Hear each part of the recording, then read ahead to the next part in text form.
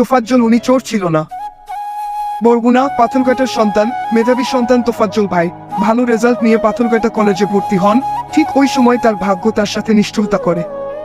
স্থানীয় চেয়ারম্যানের মেয়ের সাথে প্রেম হয়, তা কপালে সয় নাই, ওই মেয়েকে অন্য জায়গায় বিয়ে দেওয়া হয়। আল্লাহ তার মা বাবাকে 1 মাসের মাথায় পৃথিবী থেকে তুলে নিয়ে যায়। এই অবস্থা আমিও পাগল হয়ে যেতাম। শোকে কষ্ট সে পাগল হয়ে বেড়ায়। বড় ভাই ছিলেন পুলিশের এসআই, তিনি তার শেষ অভিভাবক, তাকে চিকিৎসা করায়।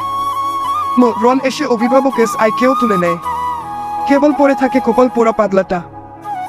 এর মধ্যে সে বরগুনা ডিগ্রি কলেজের অনার্সে ভর্তি হয়। ভাগ্য তাকে ছাড়ে নাই। পাগল হয়ে স্কুলগুলোতে বাজারে ঘুরে বেড়াতো। কে খোঁজ নিবে, হয়তো খাবারের খোঁজে আসছিল, আর চোর বানাইলেন। ওরে ভাত খাওয়াই আমার নেন।